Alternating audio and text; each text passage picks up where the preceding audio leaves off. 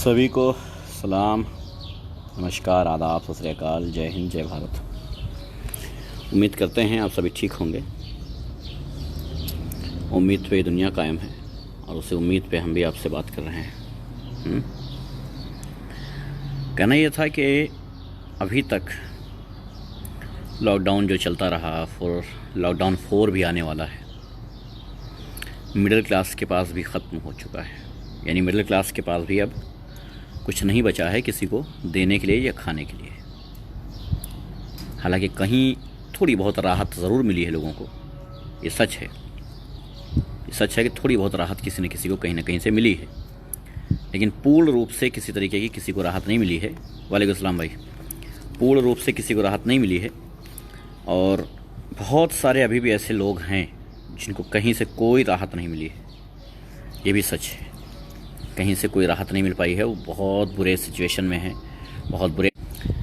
तो इसलिए जैसा कि अभी तक सभी लोग कर रहे थे कि जो भी जिससे पॉसिबल हो रहा था सब लोग मदद कर रहे थे एक दूसरे की, खाना खिलाने का, राशन देने का, जैसे भी कर रहे थे, जिस तरीके से भी कर रहे थे, उस काम को थोड़ा और कंटिन्यू रखने की ज़रूरत अभी भी मौजूद है। उस काम को अभी भी कंटिन्यू रखना है। हमें ये नहीं देखना है कि हमारा अमाउंट कितना जा रहा है, हमें ये नहीं देखना है कि हमारा अकाउंट कितना खाली हो रहा है, क्योंकि देने वाला, आप सब ये मानते हैं कि देने वाला ऊपर वाला है। जो भी आप जिसको भी पूछते हैं, जिसको भी मानते हैं, जिस धर्म के हैं, जिस मज़हब के हैं, जानते हैं कि ऊपर वाला देता है। आदाब भाई, वालेकुम अस्सलाम भाई। आप सबको पता है कि कहीं ना कहीं जैसी नीयत वैसी बरकत होनी है। तो अपने अकाउंट को देख करके ये मत सोचना कि यार बहुत चला गया, अब नहीं कर पाऊँगा, बल्कि उससे अपने आप को ये सोचना कि ऊपर वाले ने तुम्हें चुना है इसलिए कि तुम ये काम कर सको। अपने लिए तो सभी खर्च करते हैं, हर इंसान अपने लिए खर्च करता है, लेकिन अगर आपने किसी दूसरे के लिए कुछ खर्च किया है और आपसे ऊपर वाले ने खर्च करवाया है। एक साहब कह रहे हैं साउंड लाउड कीजिए। क्या आवाज़ मेरी भाई स्लो आ रही है? हो सकता है। खैर जी भाई, मैं खैरियत से हूँ।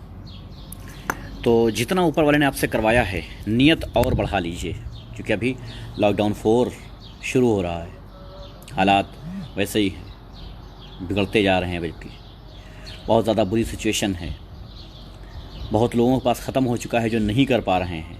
उसकी वजह से बोझ उन पर ज़्यादा बन जाता है। जिनके पास है उन पे बोझ ज़्यादा बन जाता है। आपकी नज़रों में अगर कोई ना हो तो अकाउंट नंबर मुझसे ले लीजिएगा। हम अकाउंट्स नंबर या कॉन्टैक्ट नंबर के साथ कॉन्टैक्ट नंबर दे देंगे, अकाउंट नंबर उन्हीं से ले लीजिएगा, डायरेक्ट फैमिलीज़ के। तो हाँ भाई, अब तो आ रही होगा, आई थिंक मैं तेज़ बोल रहा हूँ। तो अकाउंट नंबर नहीं बल्कि कॉन्टैक्ट नंबर मैं दे दूँगा फैमिलीज़ के, आप सीधे कॉन्टैक्ट कर लीजिएगा और उनकी मदद कर दीजिएगा। इसलिए कह रहा हूँ बार बार, क्योंकि लगातार, नमस्कार राज भाई, लगातार कहता आया हूँ इस बात को। लगातार लोग मदद करते गए हैं फैमिलीज़ की, लगातार मदद होती गई है, लेकिन अभी चूँकि सिचुएशन लंबी होती जा रही है तो जाहिर सी बात है कि अपने अकाउंट में ये नहीं देखना है कि हम कितना बांट चुके हैं, कितना ख़त्म कर चुके हैं और कितना बचाया है। बेशक बड़ी मेहनत से कमाया हुआ पैसा था, बेशक बहुत मेहनत से कमाया हुआ, और असली जगह अब वो लगा है। अगर आपने दान दिया है, आपने खाना खिलाया है, आपने किसी गरीब की मदद की है, तो वो पैसा असली जगह आपका लगा है। अब जिनके पास बहुत पैसा है और अभी भी कुछ नहीं खर्च किए हैं, वो ये ना सोचें कि बड़ी मेहनत का पैसा था इस वजह से नहीं खर्च हुआ है, जबकि ये सोचें कि अल्लाह ने उसे इस लायक नहीं बनाया है, ऊपर वाले ने, भगवान ने, ईश्वर ने इस लायक नहीं बनाया है कि वो किसी के काम आ सके। उसने इतने अच्छे काम ही नहीं किए हैं कि ऊपर वाला उसे मौका दे। जिसको मौका दिया है ये समझिए कि उसने एक अच्छा काम किया है, तब उसे ये मौका मिला है कि वो ये और अच्छा काम कर सके। अगर आपको चुना है ऊपर वाले ने किसी को 2 रोटी खिलाने के लिए, तो समझ लो बहुत अच्छा काम तुमने किया होगा, इसलिए चुना है। वरना आजकल कहाँ कोई खिलाता है किसी को, लेकिन हाँ आजकल खिलाता है। आजकल जिस हिसाब से लोगों ने मदद की है, जिस हिसाब से लोगों को खिलाया है, जिस हिसाब से दूसरी फैमिलीज़ को खाना पहुंचाया गया है, मुझे लगता है कि दुनिया में, देश में पहली बार ऐसा हुआ होगा कि इतनी ज़्यादा तादाद में लोगों ने खर्च किया है और अकाउंट पर कभी निगाह नहीं डाली है। पिछले दिनों अकाउंट पे मैंने निगाह डालने की कोशिश की थी, स्टेटमेंट देखने की कोशिश की थी, लेकिन स्टेटमेंट देखने के बाद सिर में दर्द शुरू हो गया था। मैंने सोच लिया कि साहब देखना ही नहीं है, देखना ही नहीं है क्या हुआ है, कैसे हुआ है, क्यों हुआ है, देखने की ज़रूरत नहीं है। आँख बंद करके हम खर्च करते हैं अपने लिए, अपने ऐश व आराम के लिए, अपनी ज़रूरतों के लिए, अपनी फैमिली की ज़रूरतों के लिए। आँख बंद करके हम करते हैं। जब आंख बंद करके हम अपनी फैमिली के लिए कर सकते हैं तो आंख बंद करके दूसरे के लिए नहीं कर सकते हैं क्या? हाँ, बहुत सारे ऐसे लोग हैं जिनको नहीं कर पाया हूँ। नहीं भाई, बहुत सारे ऐसे लोग हैं जिनका नहीं कर पाया हूँ। उसकी वजह है कि मेरे हाथ में एक राज्य नहीं है, एक स्टेट नहीं है, बल्कि पूरी इंडिया है। इंडिया के हर कोने से लोग करते हैं। तो अगर आप उनमें से आते हैं जिनकी नहीं हो पाई है, तो ये मत सोचिएगा कि आपकी नहीं हो पाएगी। होगी आपकी भी, लेट हो सकता है, देर हो सकती है बेशक। उसकी वजह यह है क्योंकि बहुत तादाद हो गई है। 3-3 बार जिसको दिया है। मज़े की बात है, एक दिन गुस्सा आया था, मैं सोचा था बात करूंगा आप लोगों से, लेकिन छोड़ दिया। 3 बार जिनकी मदद कर चुका हूँ इस लॉकडाउन की वजह से, 3 बार। उनका चौथी बार मैसेज आया, उनसे ये कह दिया कि साहब आप किसी और को भी देने दो। बहुत बड़ी परेशानी है कि आप अकेले नहीं हो, इस भारत में बहुत सारे लोग ऐसे हैं। तो उन्होंने सीधे एक बात मुझसे कही कि जब हैसियत नहीं थी तुम्हारी कहने की, करने की, तो फिर बोलते क्यों हो, कहते क्यों हो कि मदद करेंगे? मत कहा करो। बोल देना आसान है, किसी पे सवाल उठा देना आसान है, नेताओं पे सवाल उठाते रहते हो, खुद क्या करते हो? जबकि 3 बार मदद कर चुका था उनकी, 4500 रुपये की। तो आप जानते हैं मैं जिसकी बात कर रहा हूँ। 4500 रुपये की मदद हो चुकी थी उनकी 1 महीने के अंदर, 1.5 महीने के अंदर। उसके बाद भी उन्होंने कह दिया कि जब हैसियत नहीं थी तो बोलते क्यों हो, नेताओं से सवाल क्यों करते हो जब तुम नहीं कर सकते तो। यानी कि वो समझ रहे हैं कि उनके ऐशो आराम की सारी चीज़ें हम इनको मुहैया करवा दें, ऐशो आराम की सारी चीज़ें मुहैया करा दें। लोग मुझे मैसेज करते हैं साहब रिचार्ज करवा देना, मेरा रिचार्ज करवा दो। लोग क्रेडिट कार्ड करवा दो, क्रेडिट कार्ड रिचार्ज करवा दो। ऐसे लोग हैं। तो भाई साहब आप लोगों के लिए मेरे पास कुछ नहीं है, ठीक है। हाँ, राशन का काम उतनी तेज़ी से नहीं चल पा रहा है अब, क्योंकि बजट बहुत लंबा हो चुका है। अगर बजट बताऊंगा तो दांतों तले उंगली दब जाएगी, तो उतना बजट नहीं बताना। शुक्रिया भाई, आपको भी बहुत बहुत मुबारक।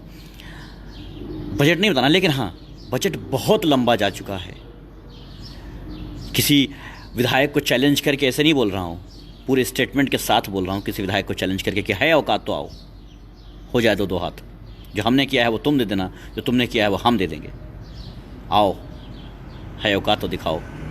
लेकिन नहीं है किसी के पास। इसलिए कहता हूँ बजट बहुत लंबा हो चुका है, तो रफ्तार धीरे हो चुकी है। रफ्तार ज़रूर धीरे हो चुकी है, लेकिन आप लोगों की दुआओं से, आप लोगों की सहमति से, आप लोगों के समर्थन से इतनी भी रफ्तार धीरे नहीं हुई है कि किसी एक को न खिला सकूं। नमस्कार कट्टर भक्त कुणाल भाई, कैसे हैं? इतनी भी रफ्तार धीरे नहीं हुई है कि एक को न खिला सकें। याद रखिएगा, कितना भी घिस जाऊं, कितना भी घिस जाऊं, कम से कम इस लायक तो हाथ पैर रहेंगे कि कम से कम किसी को 2 वक्त की रोटी तो खिला ही सकता हूँ। तो इस बात को अपने जहनों में रखिएगा कि ऊपर वाले ने आपसे ये काम लिया है।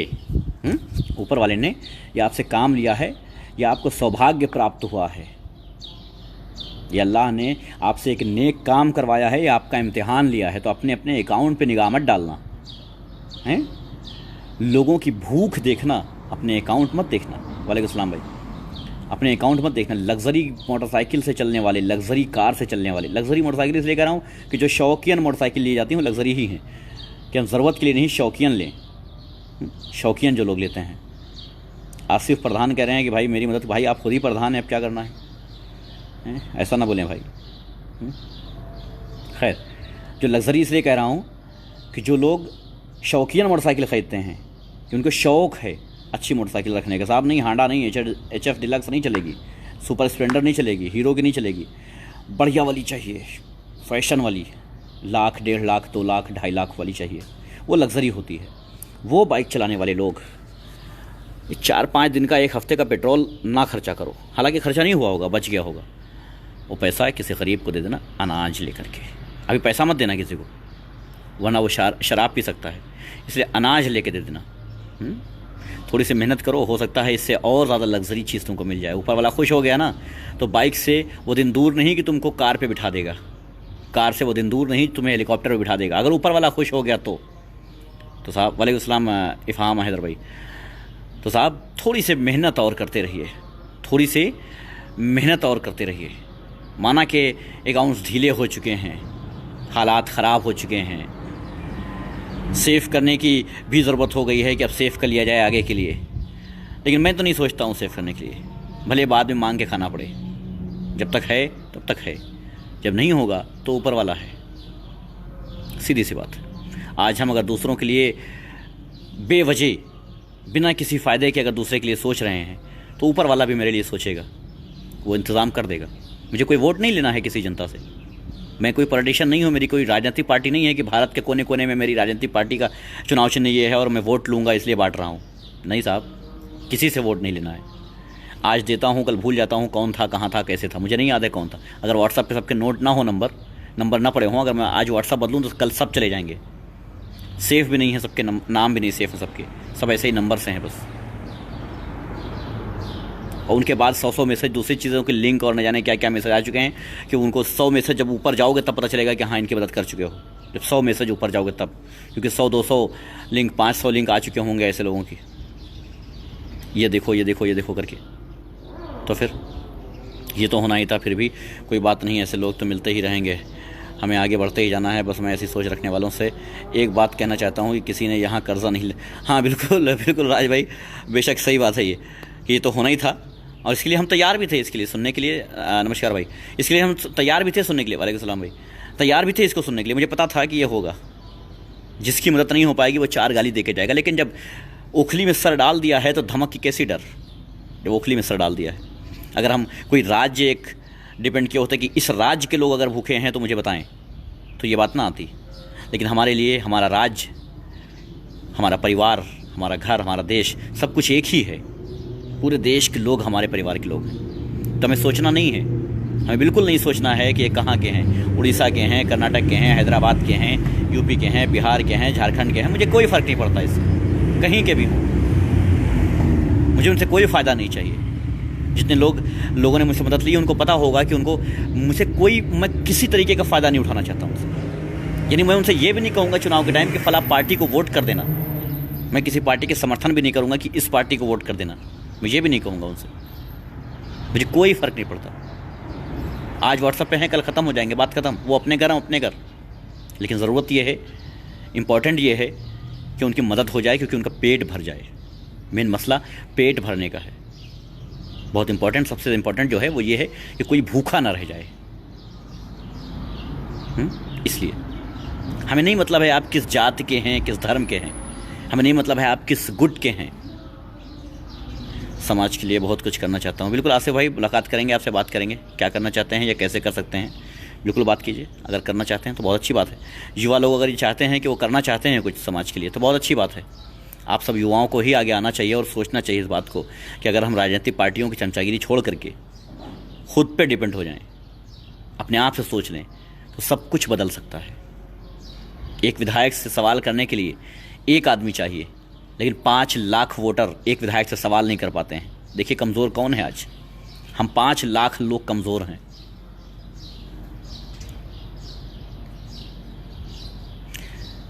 NCR में आपका साथ दूंगा। मेरा नाम मोहम्मद आती है, मैं रहने वाला मेरे को, फिर मैं समझा नहीं आसिफ भाई, खैर आपसे बात कर लूँगा क्या करना चाहते हैं। वालेकुम सलाम भाई, ठीक है। तो समझिए इस बात को कि अभी थोड़ा सा और आगे बढ़ते रहिए, थोड़ा सा और आगे बढ़ते रहिए। जिस तरीके से आप लोगों ने समर्थन किया है, जिस तरीके से आप लोगों ने सहयोग किया है, जिस तरीके से आप लोगों ने राशन बांटा है, जिस तरीके से आप लोगों ने लोगों तक दवाइयाँ पहुँचाई हैं, जो कुछ भी किया है आप थोड़ा सा और करते रहिए। वक्त और बिगड़ेगा, ये तय है। बिल्कुल साफ़ सुथरा बोल देता हूँ, बात घुमाने की नहीं है। मैं नहीं कहूँगा कि बहुत जल्दी हालात सुधर जाएंगे, सीधी सी बात है, वक्त बहुत ज़्यादा ख़राब होने वाले हैं, ये बात तो तय है। वक्त जो है वो बहुत ज़्यादा ख़राब होने वाले हैं और ख़राब होंगे, इसके लिए तैयार रहिए। लेकिन हाँ, तैयारी के साथ साथ ये भी देखते रहिए कि कहीं पड़ोस में कोई भूखा न मर जाए, कहीं कोई आपकी निगाह में भूखा न मर जाए। इतने इतने छाले पड़े हैं पैरों में, जो हाईवे से चल के आए हैं, इतने इतने छाले पड़े हैं उनके पैरों में, कहीं तो रास्ते में उनको खाने को नहीं मिला। उसके बाद आने के बाद उनको यूपी बॉर्डर पे रोक लिया गया, उनके लिए ना कोई इंतज़ाम किया गया है, ना कोई सिस्टम है।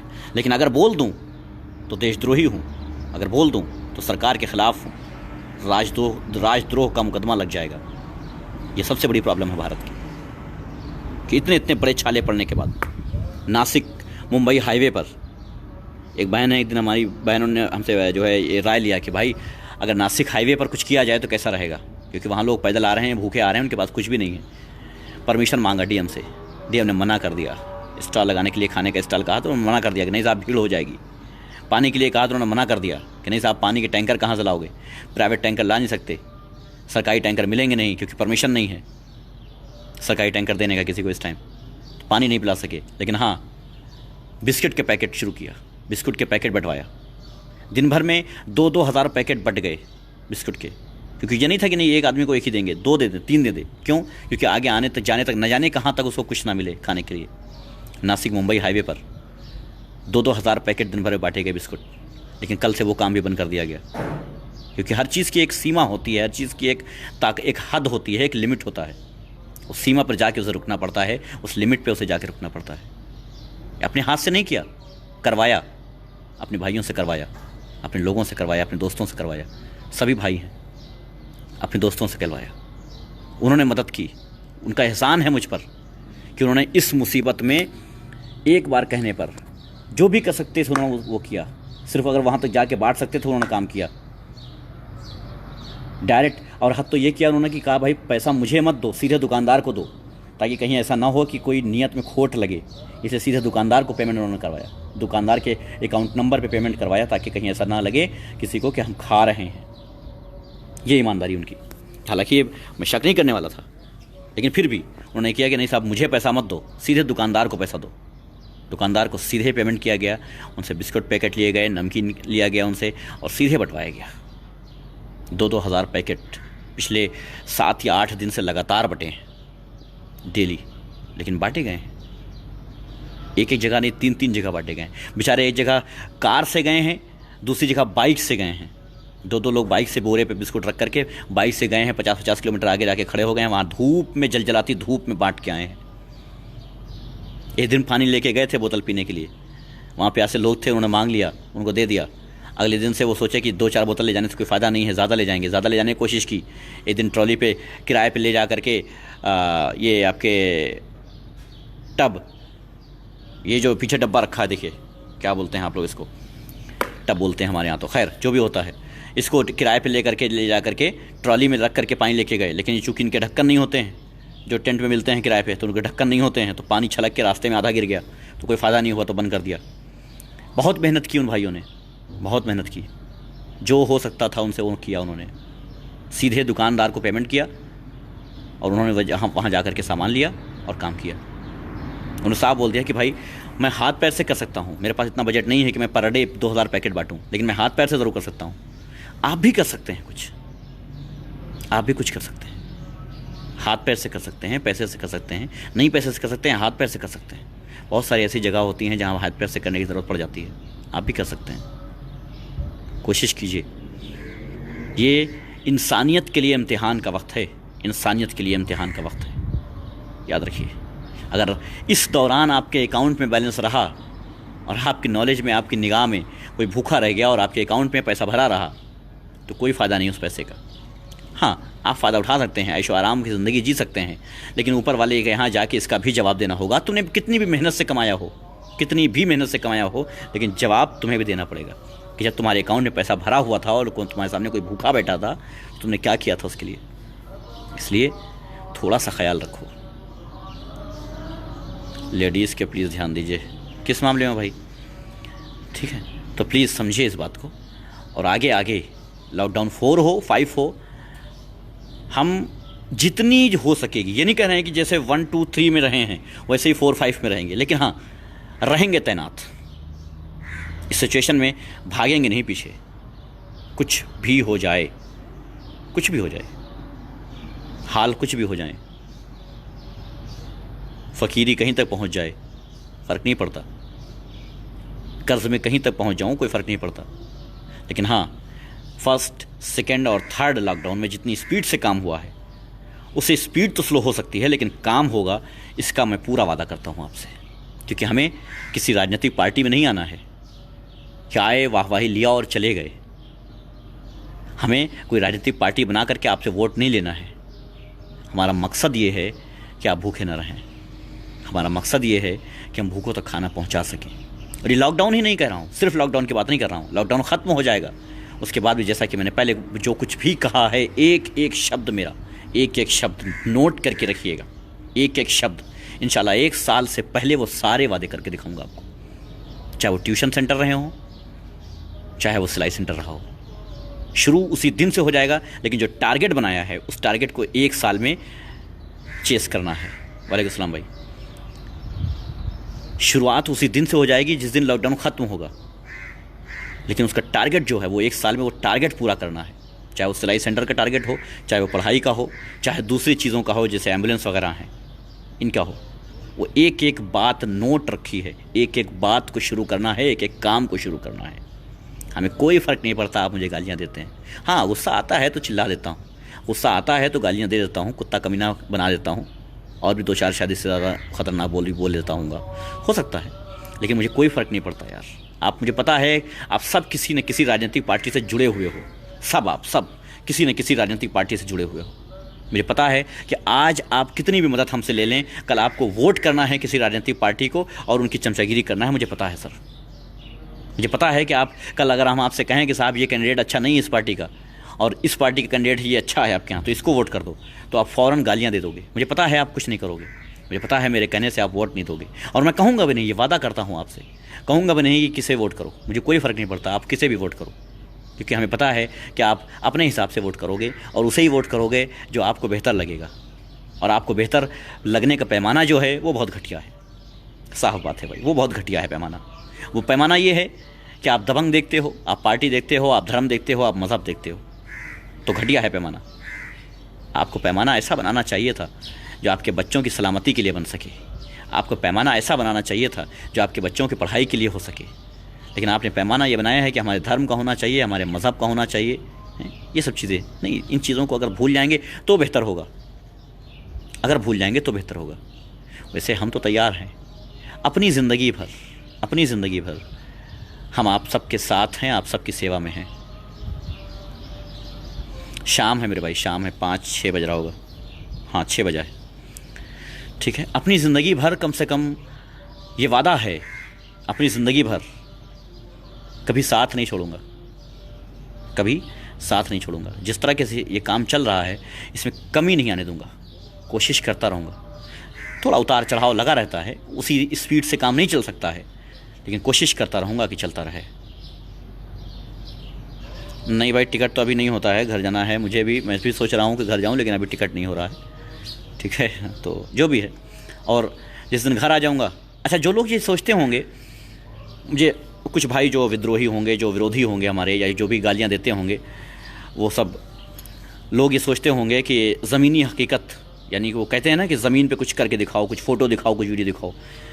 तो मैंने सोचा है कि जब इंडिया आ जाऊँगा तब उन्हें दिखाऊँगा ज़मीन पे क्या किया है, और फिर मुझे बताने की ज़रूरत नहीं पड़ेगी, मुझे दिखाने की ज़रूरत नहीं पड़ेगी, लोग दिखाएंगे आपको कि हमने क्या किया है, आपको लोग बताएंगे कि हमने क्या किया है, हमें बताने की ज़रूरत नहीं पड़ेगी। शुक्र है, ऊपर वाले का शुक्र है लाख लाख कि हमें अपनी ज़बान से नहीं कहना पड़ता है कि हमने क्या किया है। अल्लाह का शुक्र है कि हमें अपनी ज़बान से नहीं कहना पड़ता है कि हमने क्या किया है। वो लोग खुद बोल देते हैं, वो लोग खुद कह देते हैं जिनके साथ हुआ होता है। क्यों? क्योंकि हम निस्वार्थ कर रहे हैं, हमें किसी चीज़ का स्वार्थ नहीं है उनके लिए कि साहब हम उनके लिए कर रहे हैं तो वो हमें दे दें, या ये चीज़ हमें दे दें, या ये मेरा फ़ायदा करवा दें। ना, मुझे नहीं पता कौन है, कहाँ के हैं, किस धर्म के हैं, मुझे कोई फ़र्क नहीं पड़ता। मुझे गालियाँ देने वाले लोग हैं, उसके बाद भी उनकी मदद हुई है, पूरी तरीके से गालियाँ देने वाले लोग हैं, लेकिन मदद हुई है। क्यों? क्योंकि मैं जानता हूँ कि वो गालियाँ जब दे रहे हैं तो वो किसी राजनीतिक पार्टी की चमचागिरी कर रहे हैं, सिर्फ किसी राजनीतिक पार्टी की चमचागिरी। जिस दिन आंखें खुल गई उस दिन सब ठीक हो जाएगा। बिल्कुल बिल्कुल राज भाई, बिल्कुल। बस यकीन जानिए, 1% भी आज तक मैं ये नहीं सोचा हूँ कि यार इतना का चला गया, इतना बर्बाद हो गया ना। हर बार यही सोचता हूँ अभी कम है, अभी कुछ और करना है, अभी तो कुछ भी नहीं कर पाया हूँ, अभी तो चंद लोगों तक पहुँच पाया हूँ, अभी तो चंद लोगों की वक्ती भूख मिटा पाया हूँ। परमानेंट सोल्यूशन निकालना होगा इनका, परमानेंट सोल्यूशन, इनका परमानेंट सोल्यूशन निकालना होगा, और निकाला जाएगा। मैं जानता हूँ कि 137 करोड़ लोगों के लिए मैं कुछ नहीं कर सकता हूँ, लेकिन हाँ, अगर 137 करोड़ लोगों में से 37 लोगों के लिए भी कर दिया ना, तो ये समझूंगा कि मैंने अपना हक़, हिंदुस्तानी होने का मैंने अपना हक़ निभाया है, इंसान होने का मैंने अपना हक़ निभाया है, मुसलमान होने का मैंने अपने हक़ निभाया है ना। क्या ख्याल है? अगर हमने 37 लोगों को कर दिया, वो मुसलमान नहीं, जो नाम की वजह से हो जाते हैं, वो मुसलमान जो अपने ईमान, अपने काम की वजह से हो जाते हैं। इस 137 करोड़ की जनता में अगर 37 लोगों के लिए हम परमानेंट सोल्यूशन निकाल सके तो मैं मानूंगा कि हमने वो काम कर दिखाया है जो हर हिंदुस्तानी को सोचना चाहिए और करना चाहिए। ताजुब होगा आपको जान करके, क्योंकि मुझे भी हुआ। डिटेल है मेरे पास, 14,700 लोगों के कॉन्टैक्ट नंबर मेरे पास हैं। 14,700 लोगों के कॉन्टैक्ट नंबर मेरे पास हैं जिन तक डायरेक्ट और इनडायरेक्ट मदद पहुंच चुकी है इस सैयद एहतिशाम रिजवी के ज़रिए 14,700 लोगों को। और मालूम है क्या सोच रहा हूँ, एक पल के लिए लगा, एक सेकंड के लिए लगा कि 14,700 नहीं, फिर मैंने ये सोचा कि नहीं, सिर्फ 14,700 तक, क्योंकि देश की जनता 137 करोड़ है और 70-80 करोड़ तो ऐसे हैं जो भूखे रहते हैं, जो परेशान रहते हैं, जो जद्दोजहद कर रहे हैं खाने के लिए। उसमें से सिर्फ 14,700 तक, कोई बड़ी रकम नहीं, कोई बड़ी गिनती नहीं है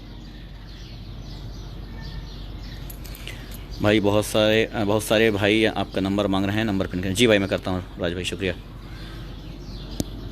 786-0-75-75-05 ये है भाई मेरा व्हाट्सअप नंबर। सिर्फ व्हाट्सअप पे ही मिलेंगे, ये भी याद रखिएगा। पिन नहीं हो रहा है यार, ये अब हो गया, हाँ ये है। लेकिन मालूम है इन चीज़ों के लिए हिम्मत कहाँ से आती है? इन चीज़ों के लिए हिम्मत आती है, कल रात में मैं जब पूरी अपनी डिटेल देख रहा था, हिस्ट्री देख रहा था, कॉन्टैक्ट नंबर और अपना स्टेटमेंट देख रहा था, देखने के बाद मैं एक बहन से बात कर रहा था और बात करते मैंने, यार बहुत ज़्यादा हो गया, मुझे लगता है अपनी औकात से, अपनी हद से ज़्यादा हो गया। लेकिन चंद मिनट में ही मैंने एक वीडियो देखी जो एक माँ बाप अपने एक 2-3 साल के बच्चे को लेकर के, जो चल सकता था, 2-3-4 साल का रहा होगा, शायद 3 साल का रहा होगा, इससे ज़्यादा नहीं रहा होगा, जा रहे थे हाईवे पे, बाप आगे थे, माँ पीछे थी और बच्चा माँ से बाप तक दौड़ के जा रहा था उस हाईवे पर, यानी खुशी से दौड़ते हुए, उछलते हुए जा रहा था। किसी ने पूछा कितनी दूर से आया? बोले 700 किलोमीटर से चल के आए हैं। बोले कितनी दूर जाना है? बोले अभी कम से कम इतना ही तो और चलना होगा। ताज्जुब हो गया उस बच्चे को देख करके कि 700 किलोमीटर तक उस माँ, उस बाप ने उस बच्चे को कैसे टहलाया होगा, कैसे गोदियाँ ली होंगी, कितनी बार गोदियाँ बदली होंगी, कितनी बार पहुँचाया होगा, कि इतनी हिम्मत उनके अंदर कहाँ से आ गई। साहब इतनी हिम्मत जब उनके अंदर आ गई तो हमें भी चाहिए कि हमें अंदर थोड़ी हिम्मत हमारे अंदर भी आनी चाहिए। हमें हारना नहीं है, हमें मायूस नहीं होना है कि बस सब कुछ ख़त्म हो गया, अब कुछ नहीं हो सकता। सब कुछ ख़त्म हो गया ये सच है, बहुत कुछ हो सकता है, ये दृढ़ संकल्प लेना होगा। ये दृढ़ संकल्प लेना होगा कि अभी बहुत कुछ हो सकता है, हम करेंगे। कौन करेगा? किसके इंतज़ार में हो? कौन आएगा करने? हम खुद करेंगे। हमें किसी की आवश्यकता नहीं है, कोई राजनीतिक पार्टी की आवश्यकता नहीं है, कोई राजनीतिक पार्टी के नेता की आवश्यकता नहीं है कि आकर के करे ना। हम खुद करेंगे, हम खुद बदलेंगे इस चीज़ को। जिस दिन हमने ये सोच लिया कि हम खुद बदलेंगे, साहब किसी की ज़रूरत नहीं पड़ेगी हमें। एक बार सोच के देखो कि हम हारे नहीं हैं साहब, हारे नहीं हैं। अरे ये लॉकडाउन क्या बड़ी से बड़ी मुसीबत आ जाए ना, अगर हम हार गए तो फिर सब कुछ खेल ख़त्म हो जाएगा, क्योंकि हार से बहुत ज़्यादा नुकसान होता है। आप कितना भी नुकसान हो जाए, आपकी मौत नहीं हो सकती जब तक आप हार ना मान लें। जब आप हार मान लें, आप अगर इंडिया में हैं तो यही व्हाट्सअप नंबर है, इसी पे कांटेक्ट कर सकते हैं। अगर इंडिया से बाहर हैं तो बताएं भाई, कांटेक्ट नंबर दे दूंगा। हार नहीं माना है मुझे, हार किसी भी हाल में नहीं मानना है। क्यों हार माने?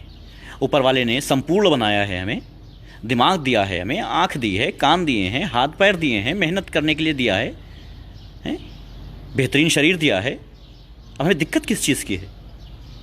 सोचने के लिए दिमाग दिया है तो हमें दिक्कत किस चीज़ की है? हमें खुद सोचना होगा कि हमें करना है, करके दिखाएंगे। हमें करके दिखाएंगे, जब तक हम करके नहीं दिखाएंगे तब तक ऐसे ही चलता रहेगा। इसलिए हमें करना होगा, अपने लिए नहीं, अपने समाज के लिए, अपने आने वाली नस्लों के लिए। अगर एक बेहतरीन समाज होगा तो आने वाली नस्लें भी सुकून की सांस ले सकेंगे, लेकिन अगर बेहतरीन समाज नहीं होगा तो फिर कुछ नहीं हो सकता साहब, फिर कुछ नहीं हो सकता। इसलिए हमें एक बेहतरीन समाज बनाने के लिए बहुत ज़रूरी ये है कि हम आज से ही दृढ़ संकल्प के साथ खड़े हो जाएं कि हमें इस हालात को बदलना होगा। हमें हारना नहीं होगा, हम हारेंगे नहीं। जीत मिलेगी लेकिन जब हम लड़ेंगे तब। वालेकुम सलाम मुकेश भाई। जब हम लड़ेंगे तब। अब साहब हम चेयर पे बैठे रह जाएं और समझें कि हम जंग जीतना चाहते हैं और जीत जाएं। नहीं जीत सकते हम जंग। हमें जंग तब हम जीत सकते हैं जब हम लड़ेंगे। हमें हथियार उठाने होंगे, हमें लड़ना होगा, तब हम जंग जीत पाएंगे। वैसे ही हमें काम करना होगा, हम जीत तब पाएंगे। मेरा नाम आशीष है, मैं इंडिया से हूँ। भाई अगर आपका नाम आशीष है तो आप आसिफ प्रधान के नाम से अकाउंट क्यों बनाए हुए हैं? क्या आप फेक अकाउंट बनाए हुए हैं? फिर अगर आपका नाम आशीष है तो ये फेक अकाउंट क्यों बना हुआ है, इसका भी बता दें प्लीज़। वालेकुम सलाम भाई। ठीक है, तो किसी भी सिचुएशन में हमें हार नहीं माना। यार मेरे साथ जो लोग देखते हैं, जो मेरे व्यूवर्स हैं, तकरीबन अगर देखा जाए 70-80% युवा हैं, नौजवान हैं, ताकत वाले हैं, हिम्मत वाले हैं। तो फिर हम हार क्यों माने? हमारे कंधे से कंधा मिलाकर चलने के लिए हमारे साथ हमारे 70-80% युवा खड़े हुए हैं। 30% हमारे बुज़ुर्ग हमें दुआएं देने के लिए खड़े हैं, हमें रास्ता दिखाने के लिए खड़े हैं। तो हम हार क्यों मानेंगे साहब? अगर हम अब भी हार मान रहे हैं तो दुनिया में हमसे ज़्यादा कमज़ोर कोई नहीं है, इसलिए हम हार नहीं मानेंगे। हम लड़ेंगे आखिरी दम तक। लड़ेंगे तो ही जीतेंगे। जब हम लड़ेंगे नहीं तो जीतेंगे नहीं। हम लड़ने से पहले हार मान लें, ये तो नहीं सीखा है। हम इस हालात से लड़ेंगे, हम इस दौर से लड़ेंगे, हम इस पॉलिटिशियन पार्टीज से लड़ेंगे, हम सबसे लड़ेंगे, लेकिन हम अपने समाज को एक बेहतर समाज बनाएंगे। जो कोई भूखा ना रहे, कोई पढ़ा लिखा ना, ऐसा ना हो कोई अनएजुकेटेड हो जाए, कोई भी अशिक्षित रह जाए, ऐसा नहीं करने देंगे। हम शिक्षा भी देंगे, कोशिश करेंगे। एक को दे सकते हैं, एक को देंगे। 1,00,000 को दे सकते हैं तो 1,00,000 को देंगे। प्लान बहुत सारे हैं। सत्यमेव जयते को बहुत बारीकी से, एक बहन है हमारी, बहुत बारीकी से सत्यमेव जयते देखती हैं वो, और देख करके वो उस प्लान को अपने दिमाग में बिठाती हैं और उस पर काम करना चाहती हैं। ये मत समझिए कि हमारे पीछे यहाँ नज़र कोई नहीं आ रहा है तो कोई नहीं है।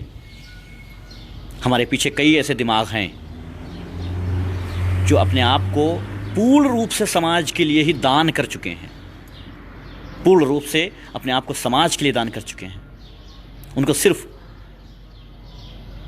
इतनी सी बात सोचना है कि हमें जा कर के लड़बो करबो जितबो रे। हाँ बिल्कुल बिल्कुल, लड़बो करबो जितबो रे। बेशक उनको सिर्फ इतना सोचना है कि हमें इसी समाज के लिए ही काम करना है। बिल्कुल भाई बिल्कुल, हिम्मत मर्दा मर्द खुदा। तो हमें हिम्मत करनी होगी। तो याद रखिएगा, इतनी आसानी से हार नहीं माना जाता। लॉकडाउन 4 जब से शुरू हुआ है, यानी कि जब से उसकी बातें शुरू हुई हैं, लोगों में एक मायूसी छा गई है। लेकिन मैं मायूस नहीं हूँ। मैं और ताकत के साथ लड़ने के लिए तैयार हूँ और हिम्मत के साथ लड़ने के लिए तैयार हूँ। अपने समाज को साथ ले करके लड़ने को तैयार हूँ। जितनों को साथ में ले सकूँगा लड़ूंगा। अब हार मानने से तो कोई फ़ायदा नहीं कि साहब अब तो लॉकडाउन 4 आ गया, अब तो बड़ी मुसीबत हो गई, अब क्या करें, अब तो बर्बाद हो गया, सब तबाह हो गया। ऐसे बैठ जाने से हार हो जाएगी हमारी। वालेकुम सलाम भाई। इसलिए हम लड़ेंगे, बिना लड़े हार जाएं ये तो होने नहीं देंगे। लड़ेंगे तो जीत के चांसेस रहेंगे, लेकिन जब लड़ेंगे ही नहीं तो फिर जीतेंगे कैसे साहब? इसलिए हम लड़ेंगे। हिम्मत कीजिए और हिम्मत कीजिए, थोड़ा और जुनून लाइए अपने लिए, लोगों के लिए। अपने अंदर और जुनून लाइए, लोगों की सेवा करने का अपने अंदर दिल लाइए, कलेजा लाइए। दूसरों के बारे में सोचिए, महसूस करिए, उनका दर्द, उनकी तकलीफ़ें महसूस कीजिए। आपके अंदर हिम्मत खुद ब खुद आ जाएगी। खुद ब खुद आपके अंदर हिम्मत आ जाएगी। सिर्फ आप इतनी कोशिश कीजिए, सिर्फ इतनी कोशिश कीजिए कि आप दूसरों को दर्द को समझ पाइए। बस अगर आपने दूसरों को दर्द को समझ लिया ना, तो साहब फिर मुझे कहने की ज़रूरत नहीं पड़ेगी। आप सब कुछ खुद ब खुद कर डालेंगे, मुझे कुछ भी नहीं कहना पड़ेगा। वीडियोज़ आती हैं, उनको देखिए, 1 बार नहीं 2 बार देखिए, 4 बार देखिए उनको, और अपने आप को महसूस कीजिए वहाँ पर कि अगर आप होते तो क्या होता साहब, आपके बच्चे होते तो क्या होता, आपकी औरतें होती तो क्या होता, आपका घर होता, आपका परिवार होता तो क्या करते आप? नहीं ना। आपको ऊपर वाले ने बख्श दिया है, आपको ऊपर वाले ने इतनी ताकत दी है कि आप सब घर में हो, आप सब खा सकते हो। तो और मेहनत करो, दूसरों के लिए भी करके दिखाओ कि हम भले एक टाइम 1 रोटी खा लेंगे, लेकिन दूसरों को भी खिलाएंगे हम। दुआओं में याद रखिएगा मेरे भाइयों, आपकी दुआओं से बहुत हौसला मिलता है मुझे, बहुत असर पड़ता है आपकी दुआओं का। कई बार ऐसा हुआ है कि बहुत कुछ हुआ है लेकिन नहीं हुआ है, तो आपकी दुआओं का बड़ा असर है हम पर। मैं दुआ करता हूँ कि बुज़ुर्गों का साया इसी तरीके से बना रहे, उनकी दुआएं हमारे लिए इसी तरह कारगर रहें। नौजवान भाई हमारे साथ कंधे से कंधा मिलाकर चलते रहें। जितेंद्र सैनी पूछ रहे हैं कि आप लाइव आते हो, कुछ हासिल हुआ? भाई मैं इसका जवाब नहीं दूंगा, ये जवाब मेरे व्यूवर्स देंगे। जो मेरे व्यूवर्स हैं, जो लोग, जो हमारे भाई सुनते हैं हमें परमानेंट, वो इनको बता दें प्लीज़। मैं 5 मिनट और रुक रहा हूँ सिर्फ इसलिए ताकि इनको ये बता दिया जाए कि हमें कुछ हासिल हुआ है या नहीं। मैं अपने व्यूवर्स से अपील करता हूँ कि इनको ये बताएं कि मेरे लाइव आने से कुछ हासिल होता है या नहीं। मैं नहीं बताऊँगा मेरे भाई, मैं नहीं बताऊँगा। मैं रुक गया हूँ 5 मिनट, मैं जा रहा था क्योंकि धीरे धीरे करके इफ्तार का टाइम हो रहा है, मैं जा रहा था लेकिन रुक गया हूँ 5 मिनट। मेरे भाई बता देंगे कि मेरे लाइव आने से क्या फ़ायदा होता है और किसको फ़ायदा होता है। भाई जी नमस्कार, अभी आपका सुझाव मुझे बहुत अच्छा लगा, लेकिन भाई जी देश के हालात बदलना बहुत मुश्किल है। हाँ मुश्किल है लेकिन नामुमकिन नहीं मेरे भाई। नमस्कार भाई, मुश्किल तो है बेशक, सच कहा आपने, लेकिन नामुमकिन नहीं है साहब। और जब मुश्किल है तो मतलब उसको हल किया जा सकता है, जब नामुमकिन हो जाता तब हल ना कर पाते। और अगर हम मुश्किल को हल नहीं करेंगे तो फिर मज़ा नहीं आएगा साहब। इसलिए मुश्किल को हल करना बहुत ज़रूरी है। इसलिए समझ रहे हैं? तो लोग टाइप कर रहे होंगे आपके लिए। भाई आपने पूछा था क्या हासिल होता है, चलिए मैं भी बता देता हूँ फ़िलहाल, ताकि आपने सवाल मुझसे किया कहीं ये ना कहें कि सवाल छोड़ के भाग गया। देखो रेहान भाई ने लिखा है कि हमने मोहब्बत हासिल की है। बताइए, जवाब मिल रहा है। खैर मैं भी बता देता हूँ कि क्या हासिल हुआ है। हाँ एक चीज़ हासिल हुई है, एक चीज़ हासिल हुई है। ये देख रहे हैं साहब पीछे जो खड़ी है, ये देख रहे हैं। मैं चाहता तो इसकी जगह मैं फॉर्च्यूनर भी खड़ी कर सकता था, BMW भी खड़ी कर सकता था, लेकिन नहीं साहब। मेरा काम चल जा रहा है इसमें। उस पैसे से लोगों तक अनाज पहुंचा दिया जाता है, यह हासिल हुआ है। उस पैसे से लोगों की मदद की जाती है। 14,700 कॉन्टैक्ट नंबर मेरे पास हैं। उस 14,700 में किसी एक को भी कॉल कर लीजिएगा और पूछेगा एहतेशाम रिजवी के लाइव से तुम्हें क्या हासिल हुआ, वो बता देगा कि एहतेशाम रिजवी के लाइव से उसे क्या हासिल हुआ है। 14,700 लोग, शुक्रिया भाई, 14,700 लोग बता देंगे कि क्या हासिल हुआ है। हाँ अगर हम घर में रहते, जो भाई सवाल किए थे उनका नाम मैं भूल रहा हूँ, जो भाई सवाल किए थे, बताइए आप घर पे रहते हैं, आप लाइव नहीं करते हैं, आप कोशिश नहीं करते हैं किसी तरीके की, आपको क्या हासिल हुआ? कुछ नहीं मेरे भाई। आपसे दूसरों को क्या हासिल हुआ? कुछ नहीं मेरे भाई। इसलिए कोशिश करते रहिए। नहीं रमेश यादव भाई ऐसे कोई बात नहीं है, मैं बिल्कुल नाम लूँगा। रमेश भाई का कहना था कि काम जो है मुश्किल है, तो मैंने कहा मुश्किल नहीं है, सॉरी मुश्किल है, ये नामुमकिन नहीं है। और मुश्किल काम को फिर अगर हिम्मत नहीं करेंगे तो मुश्किल काम हल नहीं होगा रमेश भाई। इसलिए बहुत ज़रूरी है कि हम हिम्मत करके इन मुश्किल कामों को आसान बनाते हैं।